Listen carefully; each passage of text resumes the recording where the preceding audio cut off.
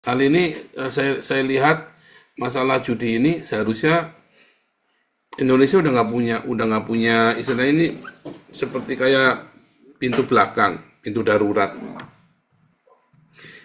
Kasino ini karena Indonesia punya potensi ya untuk menjadi tempat kasino.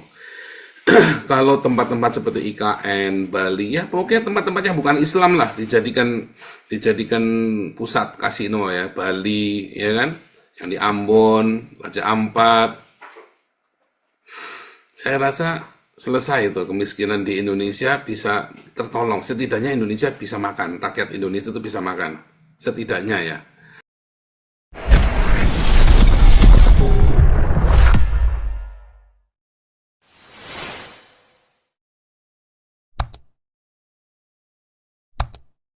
Silakan, ulala.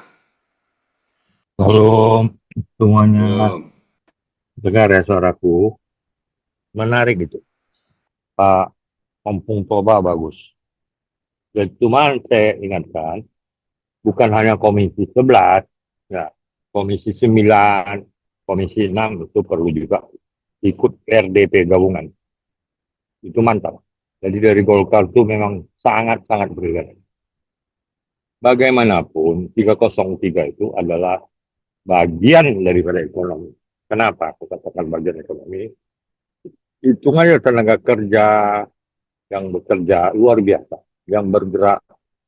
Contoh, Amerika dulu pernah terjadi namanya krisis keuangan oleh Presiden, lupa saya apa, Washington Pak, tahun 50, membuat regulasi, mengorek membuat terowongan, sampai dibilang orang gereji presiden. Tapi apa yang terjadi?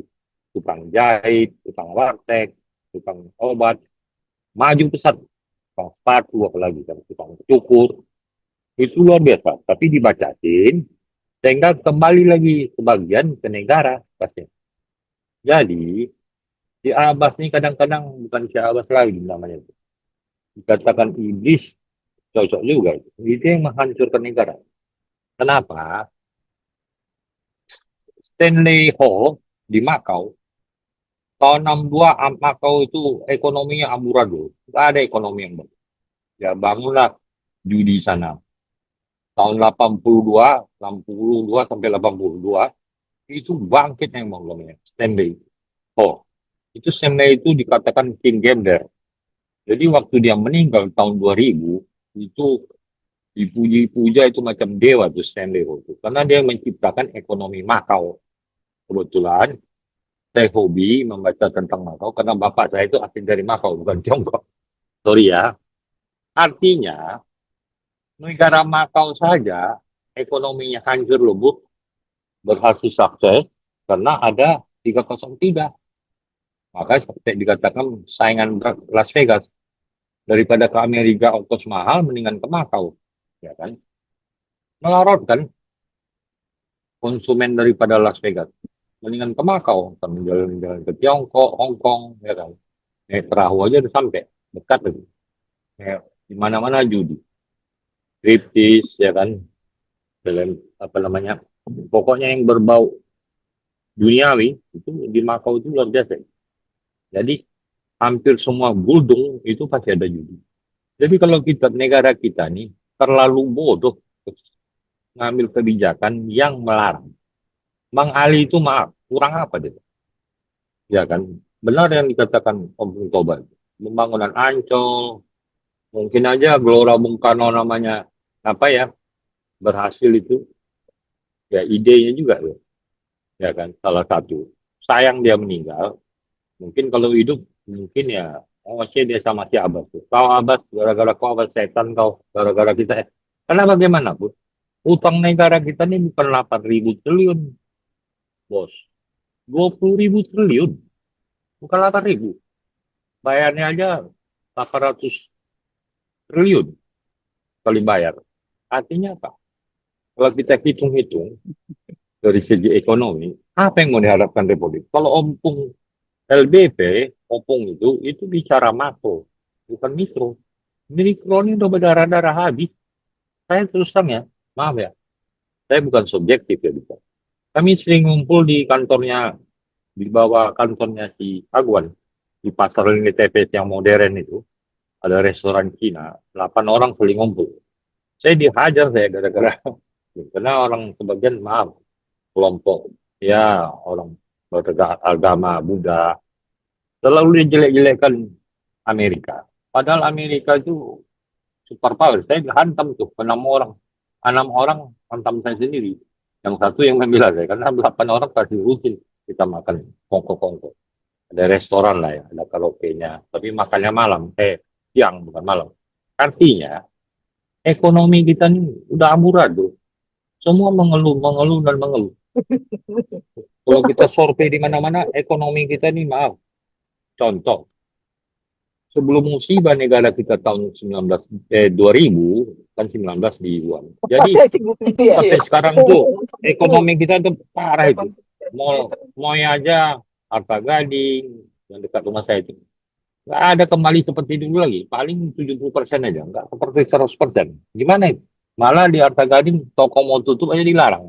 Mesti buka. Supaya rame. Berkesan seolah-olah rame. Ya kan? Harta Gading. Dipaksa itu orang tuh dagang. Buka toko. Nggak boleh tutup. Dilarang. Artinya, begitulah sekarang ekonomi itu. Jadi, mudah-mudahan yang dari Golkar itu ada tambah lagi mungkin satu dua menghantam si Abbas ini. Karena si Abbas nih yang terornya itu waktu Menteri Agama ketangkap 2 orang kan, kok diam dia, ya kan? Terakhir kan dari P3, ketua umum P3, dulunya dari PKB. Jadi artinya ini kadang-kadang apa namanya menunjuk orang paling gampang. Satu orang dia tunjuk, tiga ditunjuk badannya dia nggak akui. Itu yang mukanya itu iblis itu kawan tuh. Lanjutkan. Halo? Lanjut, perut buncit. Iya, iya Pak. Jadi kan ini kan masalah judi ya. Kita mungkin harus tahu dulu ya judi itu apa sih? Judi kan berarti main bertaruh ya, bertaruh. Mungkin bisa uang, bisa barang. Tujuannya kan buat menang kan, kalau nggak menang atau kalah kan gitu. Kalau dalam judi itu tadi kan Pak Paul udah jelasin kan, ada kayak semacam peluang kan, ada semacam kemungkinan dapatnya. Tadi misalnya kalau mesinnya disetting bandarnya menang 10%, berarti ada 10% orang yang yang kalah kan, dari misalnya dari 100, 10 kalah, dia dimakan sama bandar 90. Mungkin dari situ ada beberapa lah yang menang kan, berarti ada kemungkinannya di yang menang berapa persen. Kalau bandarnya baik hati, kalau bandarnya pelit ya mungkin menangnya si bandar makin besar. Jadi kan di situ ada ngelihat peluang ya. Kalau ada mesin judi peluangnya kecil ya ngapain ke situ ngambil mesin, masuk ke mesin judinya kayak gitu kan. Jadi ada peluang. Bahkan di hidup kita pun juga mikirin peluang. Kayak saya dulu mau ambil UMPTN, saya mikir nih, saya mau ngambil ke universitas yang mana. Kalau saya ngambil ke universitas yang favorit itu, saya mikir otak saya nyampe nggak ke situ. Kayaknya saya nggak mungkin ke situ. Akhirnya saya milih universitas yang peluang saya kemungkinan masuknya besar. Apakah itu, ya itu kan mungkin bisa dianggap berjudi juga ya. Karena saya mencari peluang saya yang besar di situ. Saya pilihlah 2 universitas yang peluang saya masuk PTN itu. Dan saya masuk akhirnya kan ya, berarti saya pas milihnya. Jadi ya itulah, judi itu apa bedanya sih sama investasi? Investasi pun kita juga naruh uang, barang, berharap kita menang kan. Kalau nggak menang kalah. Tapi bedanya apa? Dengan investasi kita berpikir kan, yang uang yang saya taruh ini di kemudian hari itu seperti apa, kan begitu. Nah begitu juga kan judi. Kalau kita nggak bisa main kartu, kita main kartu ya namanya bodoh, judi. Tapi orang yang mau main kartu, berjudi, pasti dia udah memikirkan kan, oh kartunya udah keluar angka berapa aja tuh di lawan kita gini. Nah itu jadi seperti uh, apa namanya, nggak asal berjudi tapi dia bermain jadinya. Jadi mungkin kadang-kadang itu ya, apa namanya, suka ada yang berdebat ya antara orang yang investasi dan judi kan, seperti itu. Nah kalau apa namanya, dalam hidup kita kan pasti selalu ada memikirkan apa namanya probabilitas. Nah, kemudian harusnya dibuat aturan judi itu bagaimana supaya jangan merusak. Mungkin dibuat aturannya, misalnya contohnya ada orang main judi kalah terus itu kan. Mungkin dari pihak judinya, dari pemerintah dibuat aturan kalau udah kalah terus, mungkin dia harus dirujuk ke dokter psikiatri misalnya, dokter psikologi misalnya. Atau dia udah kalah terus harus ada surat dari keluarganya dia. Kalau dia mau main lagi boleh apa enggak, harus ada surat misalnya permintaan dari keluarganya misalnya, boleh enggak dia main lagi, misalnya gitu lah aturan-aturannya lagi lah. Atau enggak misalnya si agama Islam ini enggak boleh, ya udah orang Islam jangan masuk ke situ. Jadi dibuat aturan-aturan yang spesifik, yang khusus supaya judi itu tidak merusak gitu loh.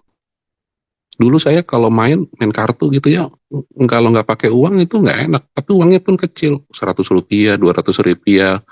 Karena kalau nggak ada uangnya, nggak seru mainnya, nggak ada tantangannya, adrenalinnya nggak ada, otaknya nggak mau mikir. Tapi begitu ada uangnya kecil, wah otaknya mikir nih, wah lawan kita udah ngeluarin kartu apa aja nih, mikir kan ini tangan saya nih kemungkinan kartu dia begini-begini, berpikir tuh otaknya di situ. Tapi waktu dulu kan karena untuk senang-senang aja, jadi begitu menang, yang menang traktir. Jadi tergantung kita mau melihat judi ini seperti apa kan gitu. Jadi kita mau main mesin capit itu pun apa nggak berjudi juga. Kita nggak ngerti tuh mesin capit itu udah dipakai berapa orang, mesin capit mainan itu yang buat ngambil mainan itu kita nggak tahu udah berapa orang yang main. Tapi kalau kita ngamatin, oh udah banyak nih orang yang main, kalah terus.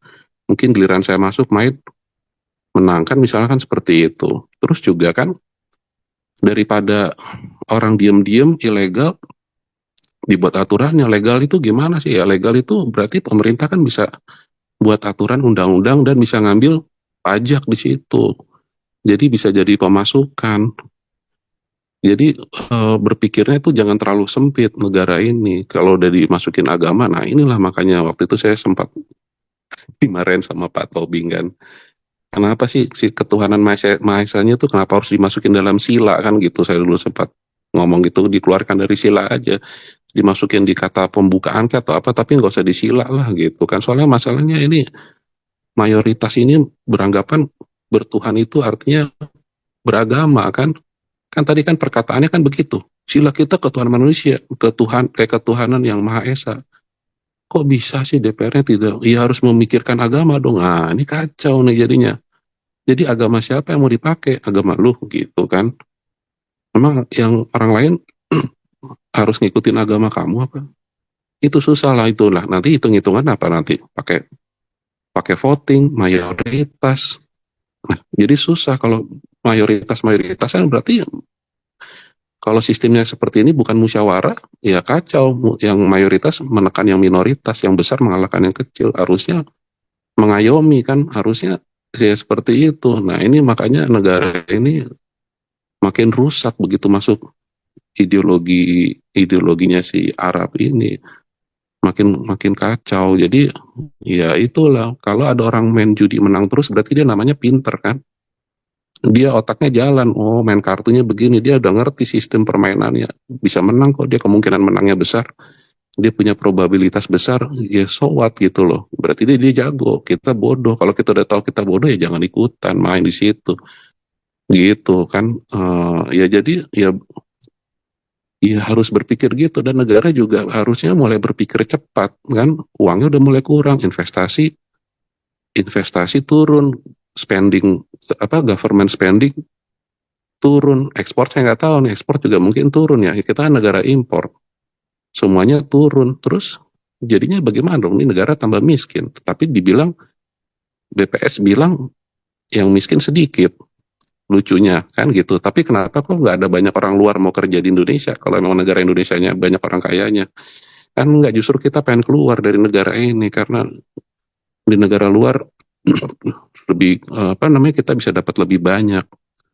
Ya seperti itu, makanya bilang Indonesia gelap, mendingan kabur dulu aja. Ya mungkin itu pandangannya karena peta kita kemampuan kita ini berpikirnya nih menganalisanya nih terlalu terkotak gitu ya. Harusnya supaya jangan terkotak itu dikosongkan dulu. Kita menerima input dulu, masuk dulu input.